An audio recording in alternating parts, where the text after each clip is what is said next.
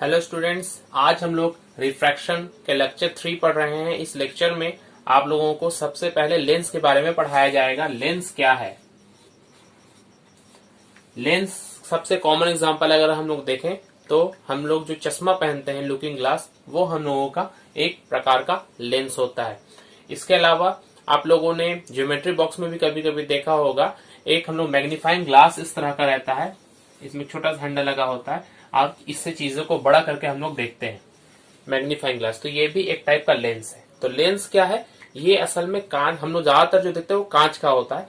कांच का होता है जो ट्रांसपेरेंट मीडियम, मतलब लाइट एक जगह से आकर दूसरी जगह निकल के चला जाए। तो ये लेंस जो है, इसे अगर डिफाइन करेंगे तो ये कर्व्ड सरफेस या अगर हम इसे कहें तो गोलीय सतह, दो या दो से अधिक गोलीय सतह से मिला हुआ, जैसे कि ये एक गोलक का हिस्सा है और ये एक गोलक या एक स्फेयर का हिस्सा है। तो दो गोलकों से अगर मिलकर दो कांच के गोलकों को अगर हम लोग ऐसे मिला दे तो क्या बनता है? एक लेंस बनता है। इसे अगर ऐसे मिलाएंगे तो जो लेंस बनेगा, अगर हम ऐसे मिलाएंगे तो एक अलग टाइप का लेंस बनेगा।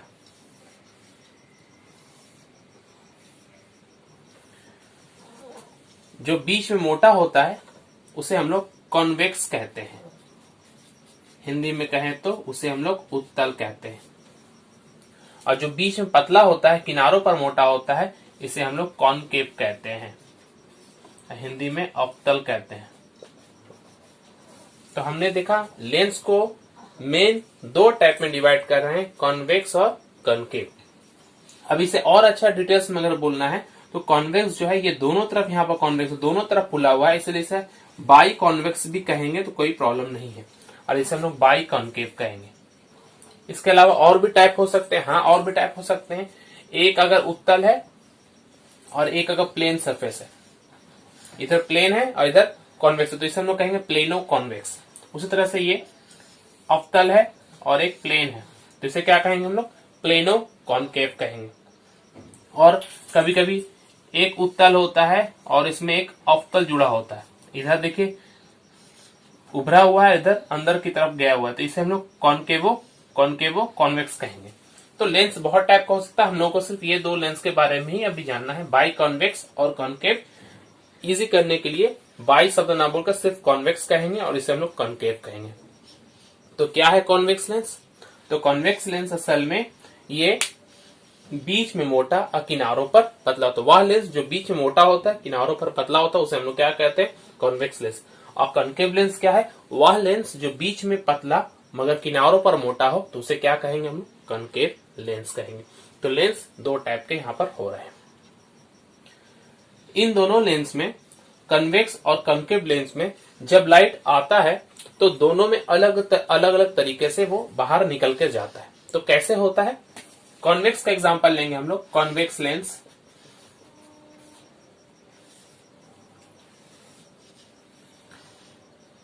कॉन्वेक्स लेंस में अगर लाइट आए, ऐसे मान लीजिए दो लाइट आ रहा है, दोनों एक दूसरे के पैरेलल है, तो ये लाइट इसके बीच के हिस्सा से दिखाया जा रहा है। ये लाइट यहां से मुड़ता है, किधर मुड़ेगा? ये नीचे की तरफ मुड़ेगा ऐसे, और ये ऊपर की तरफ ऐसे मुड़ेगा, एक पॉइंट पे जाकर मिल जाएगा।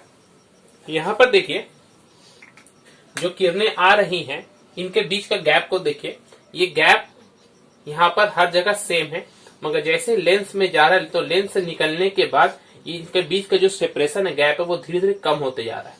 तो इस चीज को हम लोग कहते हैं कन्वर्जिंग करना, कन्वर्ज करना, मिला देना, किसी एक पॉइंट पे मिला देना, कन्वर्ज करना। इसे हम लोग हिंदी में कहेंगे अभिसारी। तो कॉन्वेक्स लेंस एक तरह का कन्वर्जिंग लेंस है या अभिसारी लेंस है। क्यों? क्योंकि ये किरणों के बीच की दूरी को वर्तन के पश्चात घटा देता है। कॉनकेव में देखें, ये तो कॉनकेव में क्या होता है? ये हमारा कॉनकेव लेंस है, बीच में पतला, किनारों पर मोटा। अगर इसमें उसी तरह की किरणें आई तो ये इनके बीच की दूरी को और बढ़ा देता है, ये ऊपर की तरफ चला जा रहा है और ये नीचे की तरफ चला जा रहा है। तो देखिए ये जो किरणों का गैप है ये और बढ़ गया। तो ये चीज को हम लोग कहते हैं डाइवर्ज करना, एक बिंदु से बाहर की तरफ निकलना। और हिंदी में से कहेंगे हम अपसारी लेंस। तो दोनों लेंस, दोनों का प्रॉपर्टी एक दूसरे से एकदम उल्टा। कन्वर्जिंग लेंस कौन है? तो कन्वेक्स लेंस है। उत्तल लेंस को हम लोग अभिसारी लेंस भी कहते हैं। डाइवर्जिंग लेंस कौन है? तो कनकेव लेंस है। अवतल लेंस को हम लोग अपसारी लेंस भी कहते हैं। ये लेंस उत्तल क्या करता है? ये किरणों को आपस में जोड़ देता है, मिला देता है, उनके बीच की दूरी को घटा देता है। और कनकेव लेंस क्या करता है? ये किरणों को की दूरी को आपस में बढ़ा देता है। अगर हम इसे पीछे की तरफ बढ़ाएंगे तब जाके ये किसी एक पॉइंट में मिलता हुआ दिखेगा। यहां से हम देखेंगे तो कॉन्वेक्स लेंस कन्वर्जिंग की तरह क्यों कार्य करता है और कॉन्केव लेंस डाइवर्जिंग लेंस की तरह क्यों कार्य करता है, इसे अगर हम समझेंगे तो इसे समझने के लिए हमें प्रिज्म की सहायता लेनी पड़ेगी। हम इस लेंस को प्रिज्म की तरह समझते हैं। ये हमारा उत्तल लेंस है। इस उत्तल लेंस को छोटे छोटे प्रिज्म के रूप में अगर बांट ले तो वो देखने में कैसा लगेगा? तो यहां पर अगर हम इसको बीच से कट कर दे तो ये प्रिज्म के जैसा ऐसा बनेगा। यहां से कट कर दे तो ये कुछ ऐसा बनेगा।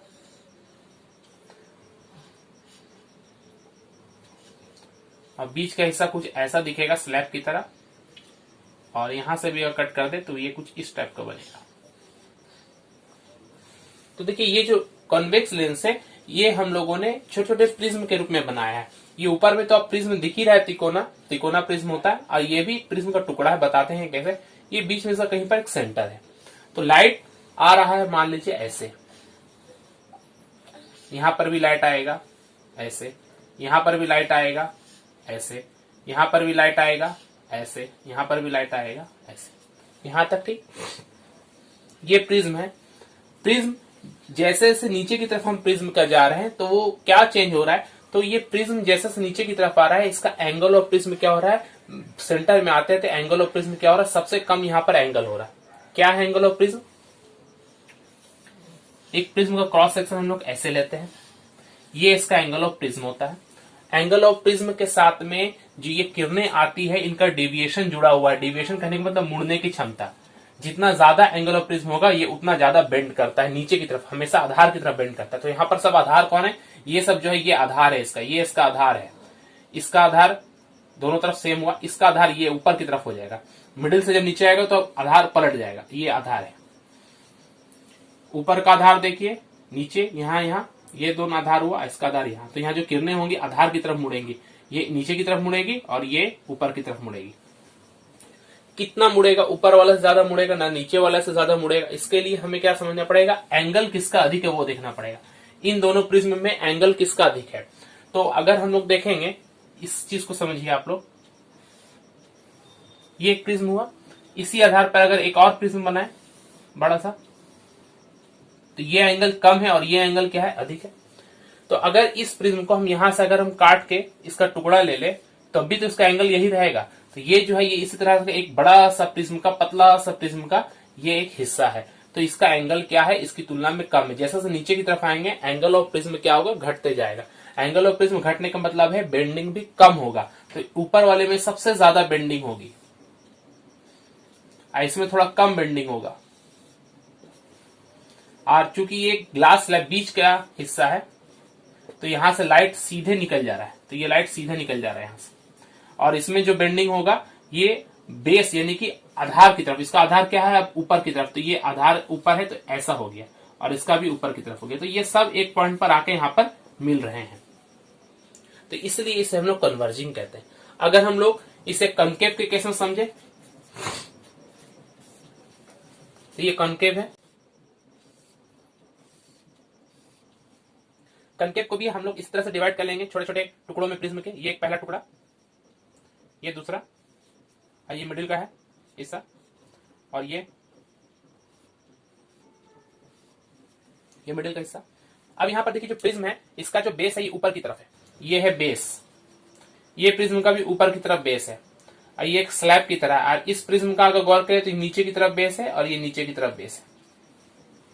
किरणें हर एक में दीजिए, यहां एक किरण आई, यहां एक किरण आ रही है, यहां एक किरण आ रही, यहां एक किरण आ रही। बीच वाला तो बिना विचलित हुए सीधे निकल जाएगा, इसमें कोई बेंडिंग नहीं होगी। अब यहां पर देखते हैं, ये जैसे ऊपर में प्रिज्म हो रहा था, किरा होता बेस की तरफ, तो बेस की तरफ उसका ऊपर की तरफ बेस है, तो ये जो है ये ऊपर की तरफ ऐसे बेंड करेगा। यहां भी ये बेस इधर है तो ये इस तरफ बेंड करेगा, और ये भी बेस ऊपर है तो ऊपर की तरफ बेंड करेगा। तो ये देखिए मिल नहीं रहा है बल्कि और दूर चला जा रहा है, इसलिए से डाइवर्जिंग होता है। तो हम लोगों को अगर हमसे पूछा जाए कि उत्तल लेंस अभिसारी लेंस की तरह क्यों व्यवहार करता है, क्यों वो कन्वर्जिंग लेंस की तरह कार्य करता है, तो हम उसे कहेंगे कॉन्वेक्स लेंस को हम लोग छोटे छोटे प्रिज्म के रूप में समझ सकते हैं, जिनका आधार केंद्र की तरफ होता है। आधार यहाँ केंद्र की तरफ है। इसका भी प्रिज्म देखिए तो इसका केंद्र ऊपर हो गया, तो इसका आधार ऊपर की तरफ है और इसका आधार नीचे की तरफ है। और हर एक प्रिज्म जैसे से केंद्र की तरफ जाता है तो उसका जो एंगल ऑफ प्रिज्म है, ये जो मैंने बताया एंगल ऑफ प्रिज्म है, ये नीचे की तरफ जब हम आते हैं इधर सेंटर की तरफ तो वो कम होते जाता है। इसलिए बेंडिंग भी जो है सेंटर की तरफ कम होते जाती है। तो ऊपर वाले किरणों की सबसे ज्यादा बेंडिंग होगी और मिडिल वाले किरणों की बेंडिंग एकदम 0 है, ना के बराबर। तो ये किरणें आपस में मिल रही है और ठीक उसका उल्टा ये कनकेव में हो रहा है। क्लियर हुआ? तो कन्वेक्स और कनकेव लेंस एक कन्वर्जिंग और डाइवर्जिंग लेंस की तरह कैसे कार्य करता है हम लोग प्रिज्म की सहायता से हम लोगों ने समझ लिया। Terms related to lens, lens से संबंधित कुछ परिभाषा और कुछ पॉइंट्स हमें ध्यान में रखने होंगे। तो सबसे पहला है सेंटर ऑफ कर्वेचर, वक्रता केंद्र। हम लोगों ने पढ़ा लेंस जो है वो अलग अलग 2 टाइप के वक्र सतह से या कर्व्ड सरफेस से मिलकर बना है। तो हम एग्जांपल की कॉन्वेक्स लेंस से समझेंगे, हमारा समझना आसान होगा। ये जो कॉन्वेक्स लेंस है, एक कॉन्वेक्स लेंस बना है, ये कॉन्वेक्स लेंस हुआ। तो इसका ये वाला जो हिस्सा है इस साइड का, ये एक गोलक का हिस्सा होगा। मान लेते हैं ये इसका गोलक है।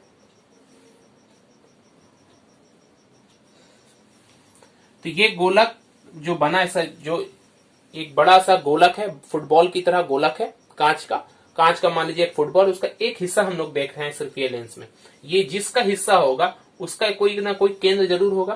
तो इस केंद्र को हम यहाँ पर कह रहे हैं C1, इस हिस्से का C1। उसी तरह से ये हिस्सा भी है, इसका भी कोई हिस्सा किसी एक केंद्रक का हिस्सा होगा ये भी। तो मान लेते ये वाला जो हिस्सा है ये जिस गोलक का हिस्सा है उसका केंद्र है C2। तो वक्रता केंद्र क्या हुआ? ये C1 और C2। वक्रता केंद्र क्या हुआ? लेंस जिन गोलकों का भाग होता है, लेंस की जो सतह जिन गोलकों के भाग होते हैं उन गोलकों के केंद्रकों को हम लोग क्या कहते हैं? वक्रता केंद्र कहते हैं। अब यहाँ पर सेकंड टर्म आएगा वक्रता त्रिज्या या वक्रता अर्धव्यास। तो वक्रता केंद्र के बाद अगर हमें पढ़ना पड़ेगा तो हमने क्या पढ़ेंगे? त्रिज्या यानी कि रेडियस। सेंटर ऑफ कर्वेचर था, अब यहां पर क्या हो जाएगा? Radius of curvature. Second point क्या है? Radius of curvature. तो ये जो गोलक है पहला वाला, ये जो C1 जिसमें हम लोगों ने दिया था, तो इसका एक रेडियस होगा। यहां से अगर इस C1 को हम जोड़ दें तो ये एक रेडियस होगा। मान लेते हैं यहां पर इसे हम लोग R1 नाम देते हैं। तो ये जो R1 है ये क्या है? वक्रता त्रिज्या है। ठीक इसके लिए भी इसका एक रेडियस होगा, यहां से लेके यहां तक, तो ये R2 हो जाएगा। तो एक लेंस का 2 वक्रता केंद्र होता है और 2 वक्रता त्रिज्या होती है। कभी इक्वल भी हो सकता है दोनों और अलग अलग भी हो सकता है, क्योंकि लेंस जरूरी नहीं कि ऐसा, एक हो सकता है छोटा है ऐसा हिस्सा है और एक एकदम थोड़ा सीधा है, मान लीजिए ऐसे। तो ये जो गोलक बनेगा ये बड़ा गोलक होगा और ये जो बनेगा छोटा सा गोलक होगा। तो इसका वक्रता केंद्र यहां होगा, तो इसका वक्रता केंद्र यहां होगा। और इसका अगर रेडियस देखेंगे तो ये सिर्फ रेडियस होगा, और इसका अगर रेडियस देखेंगे तो यहां से ये इतना बड़ा ये रेडियस होगा, तो इसका बड़ा रेडियस हो जाएगा। तो कोई भी टाइप का हो सकता है मगर कॉन्सेप्ट एक ही है, रेडियस और सेंटर का। ये हुआ वक्रता केंद्र और वक्रता त्रिज्या। अब एक बहुत इंपॉर्टेंट लेंस के लिए अगर आप लोग पढ़ेंगे, थर्ड पॉइंट जो है वो क्या है? वो है principal axis. Principal axis, principal axis, principal का मतलब यहाँ पे PAL है, मतलब मुख्य या प्रधान। अगर हम इसे कहेंगे मुख्य या प्रधान, और एक्सिस को हिंदी में कहेंगे तो अक्ष। ये प्रधान अक्ष क्या है? तो ये जो लेंस है, इन लेंस का जो वक्रता केंद्र है, इन दोनों को अगर एक लाइन से हम मिला दें, जैसे कि ये हमारा लेंस है, इसका वक्रता केंद्र मान लेते हैं यहां पर है C1, यहाँ C1, अब हम यहां भी C1 लिख सकते हैं, और इसका हम मान लेते हैं यहां पर कोई एक C2। अब इसको एक लाइन से अगर हम मिला देंगे जो C1 और C2 से होते हुए जाए, C1 C2 तक ही नहीं है, वो लंबा कुछ भी हो सकता है, मगर C1 और C2 से होते हुए जो स्ट्रेट लाइन जाएगा उसे हम लोग क्या कहेंगे? प्रधान अक्ष। परिभाषा क्या देंगे? लेंस के दोनों वक्रता केंद्र को मिलाने वाली सरल रेखा को हम लोग प्रधान अक्ष कहते हैं या प्रिंसिपल एक्सिस कहते हैं। ये एक स्ट्रेट लाइन है जो C1 C2 से जा रही है। अब ये जितनी भी लंबी चाहे, जितना हमें जरूरत होगा हम उतना लंबा इसे बना सकते हैं। ये हुआ 3 पॉइंट। फोर्थ पॉइंट बहुत ही इंपॉर्टेंट है। फोर्थ पॉइंट को हम लोग कहते हैं optical centre. Optical centre Hindi में कहेंगे तो प्रकाश केंद्र या प्रकाशीय केंद्र। ये क्या है? तो लेंस जो होता है, एक लेंस बनाए, लेंस का ये और ये दो वक्रता केंद्र हो गया। इसको जो लाइन से मिला रहे हैं उसे हम लोगों ने अभी क्या कहा था, एक लंबा सा लाइन खींच लीजिए। ये C1 और ये C2, ये लाइन को हम लोग क्या कहते हैं, प्रधान अक्ष कहते हैं। तो लेंस के बीचों बीच इस प्रधान अक्ष पर स्थित एक बिंदु O नाम देते हैं। इस O को ही हम लोग क्या कहते हैं, प्रकाश केंद्र कहते हैं। फिर से बोल रहे हैं, लेंस के बीच में प्रधान अक्ष पर स्थित बिंदु को क्या कहते हैं, प्रकाश केंद्र कहते हैं। अब ये बिंदु का खास बात क्या है? इस बिंदु का खास बात यह है कि अगर इस लेंस में कोई लाइट आए, फॉर एग्जांपल यहां से एक लाइट आ रहा है, लेंस थोड़ा मोटा है, तो ये जैसे ही हवा से ग्लास के अंदर आएगा तो ये थोड़ा इसमें बेंडिंग होगी। तो ये बेंडिंग होकर इस प्रधान अक्ष को कोई ना कोई पॉइंट जरूर कट करेगा, या तो यहां से या तो यहां से। तो मान लेते हैं बीच में यहां से जा रहा है ये ऐसे, और उसके बाद फिर ये यहां से निकल जाएगा। तो ये वाली किरण और ये वाली किरण, मतलब लेंस पे जो किरणें आई और लेंस से जो बाहर जा रही हैं, ये एक दूसरे के क्या होगी, यहां पर पैरेलल होगी। कब पैरेलल होगी? जब ये किरण बीच में कहां पर से पास कर रही है, प्रकाश केंद्र से पास कर रही है। तो प्रकाश केंद्र क्या है? लेंस के मध्य प्रकाश केंद्र पर स्थित वह बिंदु जिससे गुजरने वाली प्रकाश किरणें निर्गत होने के पश्चात आपतित किरणों के समानांतर हो जाती हैं। बुक में इसका डेफिनेशन आपको मिल जाएगा। समझने के लिए यह है कि जब एक किरण आ रही है तो ये किरण आने पर लेंस के अंदर में जिस पॉइंट से पास कर रही है, प्रधान अक्ष के जिस पॉइंट से गुजर रही है, गुजरने के बाद ये पहले वाली किरण यानी कि आपतित किरण के समानांतर हो रही है, तो ये जिस पॉइंट से गुजरी होगी उसे हम लोग क्या कहेंगे, प्रकाश केंद्र कहेंगे। ये हुआ एक जनरल डेफिनेशन। मगर हमारे सिलेबस में एक पतले लेंस का डेफिनेशन बार बार कहा जाता है थिन लेंस के लिए। तो थिन लेंस का मतलब ये जो चौड़ाई है बहुत ही कम होगी, तो ये लाइन हमें ना के बराबर दिखेगा। तो उस समय हम लोग ये कह सकते हैं कि एक थिन लेंस के लिए, एक पतले लेंस के लिए, पतला लेंस बहुत पतला बनाना पॉसिबल नहीं है लेकिन दिखा रहे हैं, ये इसका वक्रता केंद्र है। सॉरी, ये वक्रता केंद्र यहाँ पर 2 हो गए, तो इसे हम लोग क्या कहेंगे, प्रधान अक्ष कहेंगे। तो यहाँ पर जो होगा ऑप्टिकल सेंटर O, ये एक ऐसा पॉइंट होगा जिससे गुजरने वाली, देखो कोई भी रे मान ली यहां से गुजर रही है, सीधे डायरेक्ट यहां से गुजर रही है, तो बिना विचलित हुए ये सीधे निकल जाती है। ये हमें ध्यान रखना थिन लेंस के लिए। पतले लेंस के लिए प्रकाश केंद्र क्या है? पतले लेंस के लिए प्रकाश केंद्र प्रधान अक्ष पर स्थित वह बिंदु है जिससे गुजरने वाली प्रकाश की किरणें बिना विचलित हुए लेंस से बाहर निकल जाती है। मतलब किरणें जिस डायरेक्शन पे आ रही है ये इसी डायरेक्शन से बाहर निकल जाएगी। किसके लिए? थिन लेंस के लिए। मगर ऑप्टिकल सेंटर के लिए, मोटे लेंस के लिए, थिक लेंस के लिए, ये प्रकाश केंद्र क्या था? ये एक ऐसा पॉइंट था जहां से गुजरने वाली किरणें अपने पहले के समानांतर हो जा रही थी। देखिए दोनों डायरेक्शन अलग है, ये इधर जा रहा है, ये इधर जा रहा है, बीच में गैप है, मगर यहाँ पर ये चूंकि पतला हो गया तो ये दोनों आपस में आके मिल गया, तो ये थिन लेंस के लिए कहलाएगा। हमें यही ज्यादा तक पूछा जाता है, दोनों परिभाषा मगर हम याद रखेंगे। ये हुआ ऑप्टिकल सेंटर। फोर्थ पॉइंट बहुत इंपॉर्टेंट है, फोकस। फोकस क्या है? तो उत्तल लेंस के लिए समझेंगे पहले फोकस क्या है। तो उत्तल लेंस एक कैसा लेंस है? कन्वर्जिंग लेंस है, मतलब किरणों को एक बिंदु पर मिला देती है। तो मान लेते हैं एक लेंस है हमारे पास, लेंस बीच में कोई ना कोई, अच्छा लेंस को जब भी बनाते हैं तो बीच में एक डैश रच देते हैं ताकि 2 हिस्सा समझ में आ जाए, एक हिस्सा इधर और एक हिस्सा इधर। बीच में जो होता है ये क्या होता है? ऑप्टिकल सेंटर होता है। और इसकी एक लाइन यहां से हम लोग खींच के बनाएंगे, यहां से ये लाइन क्या है? प्रधान अक्ष है। अब मान लेते हैं इस लेंस पर एक समानांतर किरणें, कुछ 1 या 2 किरणें आ रही हैं। पहले मान लेते हैं ये एक किरण आई यहाँ पर और दूसरा यहाँ पर एक किरण है। ये दोनों क्या है? एक दूसरे के पैरेलल है। तो जब समानांतर किरणें एक लेंस पर आती हैं, खास करके यहाँ कौन सा लेंस है? कन्वेक्स लेंस पर आती है, तो वर्तन के पश्चात ये आपस में से क्या होगी? दूरी ऐसे जा रहा है, अब ये दूरी क्या होगा? लेंस से जाने के बाद ये दूरी घट जाएगा, कम हो जाएगा, तो ये किसी एक पॉइंट पर यहां पर आकर कहीं पर मिल जाएगा। जिस पॉइंट पर आके मिलेगा उसे हम लोग क्या कहते हैं, फोकस कहते हैं। फोकस क्या है, समानांतर चलती हुई प्रकाश की किरणें प्रधान अक्ष के जिस बिंदु पर जाके मिलती है उसे हम लोग क्या कहते हैं, फोकस कहते हैं। अगर ये अवतल लेंस होता तो कैसा होता,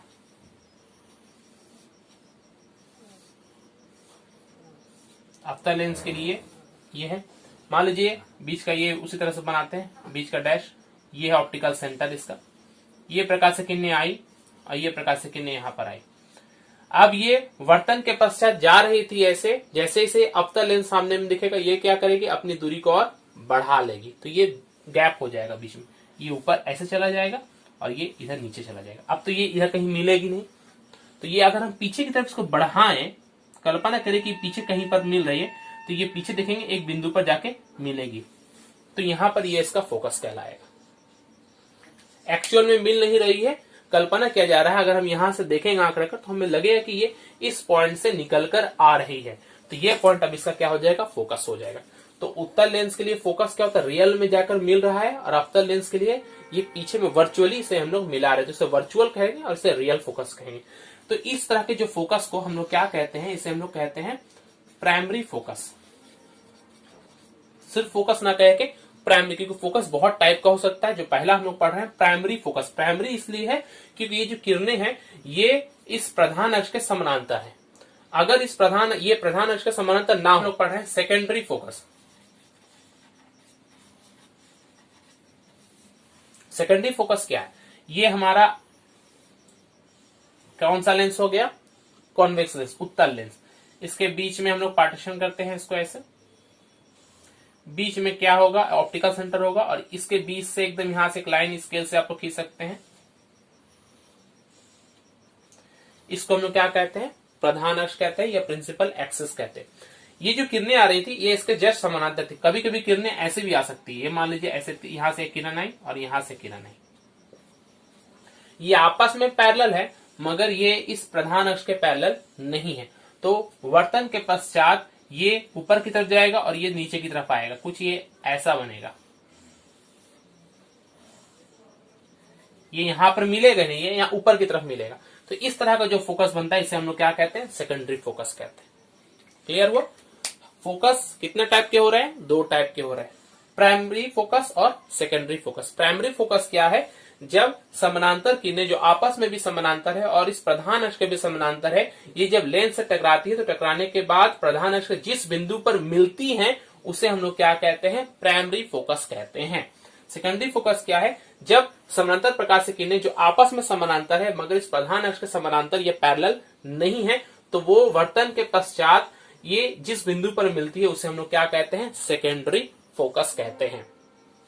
प्राइमरी फोकस सिर्फ एक हो सकता है, सेकेंडरी फोकस एक से ज्यादा हो सकता है। अगर किरणें ऐसे आई तो ये मान लीजिए किरणें आ रही हैं ऐसे, आपस में पैरेलल है मगर इसके पैरेलल नहीं है, तो ये कहीं यहां पर जाके मिलेगी, ये इसका फोकस होगा उस समय, तो ये भी सेकेंडरी फोकस कहलाएगा। तो सेकेंडरी फोकस एक से ज्यादा हो सकता है मगर प्राइमरी फोकस एक होता है। ये जितने भी फोकस बनते हैं इसका खास बात क्या है, ये एक ही प्लेन पे बनते हैं। एक ही प्लेन कहने का मतलब है, अगर हम इस फोकस से के बीच में सेंटर में मान लेते हैं एक कॉपी को हम रख लें, एक यहां पर कॉपी या नोटबुक रख लें ऐसे, तो ये अगर मेरा यहां पर देखिए ऐसे देखिए, ये अगर मेरा प्राइमरी फोकस हो रहा है तो सेकेंडरी फोकस यहां यहां यहां यहां कहीं पर भी बनेगा मगर इसी प्लेन पे बनेगा, इसके पीछे या इसके आगे नहीं बन सकता है। तो ये एक प्लेन की तरह काम करता है। जितना भी फोकस होगा यहां यहां यहां यहां, ये हवा में ही बनेगा लेकिन सब इसी के तल पर होगा। तो इस तरह के प्लेन को हम लोग कहते हैं फोकल प्लेन। क्या कहते हैं इसे, फोकल प्लेन कहते हैं। तो फोकल प्लेन क्या है, प्राइमरी फोकस और सेकेंडरी फोकस जो एक ही तल पे स्थित होते हैं उस तल को हम लोग क्या कहते हैं, फोकल प्लेन कहते हैं। समझ में आया। अब यहां जो लास्ट है 5 हो गया, 6 पॉइंट जो हम लोग देखेंगे यहां पर, फोकल लेंथ या फोकस दूरी। फोकल लेंथ क्या है, हम लोगों ने देखा कि एक उत्तल लेंस के लिए हम लोग पढ़ रहे हैं ऑप्टिकल सेंटर और फोकस, ये कुछ दूरी पर बनता है। तो ऑप्टिकल सेंटर से जो फोकस की दूरी होती है 2 सेंटीमीटर 10 सेंटीमीटर 20 जितनी भी दूरी होती है उस दूरी को हम लोग क्या कहेंगे, फोकल लेंथ कहेंगे। इसे स्मॉल एफ से दिखाते हैं, स्मॉल एफ इक्वल टू क्या हो गया ओ एफ, ये जो दूरी है ओ से एफ की ये क्या हो जाएगी, यही फोकल लेंथ हो जाएगी। फोकल लेंथ क्या है, लेंस के प्रकाश केंद्र और उसके फोकस के बीच की दूरी को हम लोग क्या कहते हैं, फोकल लेंथ कहते हैं। नेक्स्ट टॉपिक है पावर ऑफ लेंस। लेंस का पावर, लेंस का पावर कहने का मतलब है लेंस का किरणों को मोड़ने की क्षमता। लेंस कॉन्वेक्स लेंस अगर हम देखें, ये कॉन्वेक्स लेंस है, तो इस पर जब किरणें आ रही हैं तो ये बेंड कर रही हैं। अगर ये लेंस जितना नजदीक में इसको बेंड कर देगा, जितना जल्दी बेंड कर देगा तो उसका पावर क्या होगा, बहुत ज्यादा होगा। अगर ये बहुत आगे जाकर बेंड करेगा तो इसका क्या कहेंगे, पावर कम है। तो जो पावर ऑफ लेंस है, ये पावर का मतलब क्या हो गया, बेंडिंग, लाइट का बेंड करना या लाइट को दूर करना, दोनों हो सकता है। अवतल लेंस के लिए ये दूर करने का पावर होगी, जितना ज्यादा दूर करेगा उतना ज्यादा उसे हम पावर कहेंगे, पावरफुल कहेंगे। तो पावर जो है ये बेंडिंग या उसे दूर करना। तो ये पावर किस चीज पर डिपेंड करता है, तो पावर देखिए ये यहां पर अगर बेंड करता है मतलब बहुत ज्यादा पावर है, मतलब फोकस क्या है, फोकस इसका कम है, छोटी दूरी पर फोकस है, और ये बहुत दूर पर कर रहा है, इसका मतलब फोकस क्या है, ज्यादा है। तो पावर और फोकस ये एक दूसरे से उल्टा है, इसका जो क्रम है ये एक विलोमानुपात है। मतलब पावर फोकस के साथ में ठीक एक ऐसा रिलेशन रखता है कि अगर हम फोकस को कम करेंगे, कम फोकस होगा तो पावर क्या होगा, ज्यादा होगा, और अधिक फोकस होगा तो पावर क्या होगा, कम होगा। तो इसीलिए हम कहते हैं P is equal to 1/f। f मतलब यहां पर क्या है, फोकस दूरी है। जितना कम फोकस होगा उतना ही उस लेंस का पावर ज्यादा होगा। यहां पर f जो है इसकी इकाई जो होती है वो मीटर में होती है। f क्या है, इन मीटर। मगर ज्यादातर हम लोगों के पास में जो फोकस होता है वो मीटर में नहीं, वो सेंटीमीटर में दिया है। जो हम लोग लेंस इस्तेमाल करते हैं अपने स्कूल्स में या जब प्रैक्टिकल करते हैं तो ये ज्यादातर जो एफ वो सेंटीमीटर में दिया रहता है। तो उसे सेंटीमीटर बनाने के लिए मीटर में दिया हो तो सेंटीमीटर बनाएंगे तो ऊपर में क्या लिखेंगे, 100 लिख देंगे। तो वहां पर P equal to 100/f formula use करेंगे, जहां पर f क्या होगा, इज इन सेंटीमीटर। या कंफ्यूज ना हो, इसी को याद रखे, P इक्वल टू 1/f याद रखे। जो भी f रहेगा, अगर f मान लीजिए आपके पास 25 सेंटीमीटर दिया हुआ है, f इक्वल टू 25 सेंटीमीटर दिया हुआ है एक लेंस के लिए, बोला है उसका पावर निकालिए। तो पावर कैसे निकलेगा, पावर इक्वल टू सेंटीमीटर है 25, तो उसे मीटर बनाने के लिए क्या करेंगे, 25/100, ये क्या हो जाएगा, मीटर हो जाएगा। तो 1/f होता है ना, तो 1/25 डिवाइडेड बाई 100, तो P इक्वल टू 100 ऊपर में चला गया 25, देखिए वही हुआ, 100 ऊपर में चला गया, 100/f सेंटीमीटर बनाने पर नीचे में 25 और ऊपर में 100, तो कितना हो गया पावर उसका, 4। तो पावर कितना हो गया, 4 हो गया। पावर की यूनिट क्या होती है, unit of power of lens, बहुत इंपॉर्टेंट है। Unit of power of lens होती है डायोप्टर, या इसे हम लोग पर मीटर भी कहते हैं, क्योंकि फोकस मीटर में थी तो 1/मीटर मतलब मीटर का पावर -1। मगर अगर पूछे जाए तो हम इसे डायोप्टर ही कहेंगे। यूनिट इसका पर मीटर में भी लिखा जाता है, लेकिन ज्यादातर जो चश्मे उसमें का पावर देखेंगे वो डी लिखा जाता है, 2.5D, इसका मतलब 2.5 डायोप्टर। कैलकुलेट कर लीजिए, अगर किसी का कोई लेंस है उसका पावर दिया हुआ है 2.5 पावर रहने पर उस लेंस का फोकस कितना होगा। तो यहाँ पर पावर हमारे पास मालूम है, हमें फोकस निकालना है, मीटर में निकलेगा, मगर ध्यान देंगे यहाँ पर। तो f वहां पर कितना हो जाएगा, यहाँ पर ही आगे कैलकुलेशन कर दें, P इक्वल टू 1/f, तो f इक्वल टू क्या हो गया, 1/p, तो 1/2.5, तो पॉइंट हटेगा तो ऊपर में क्या होगा 10, तो कैलकुलेशन कीजिए, 2/5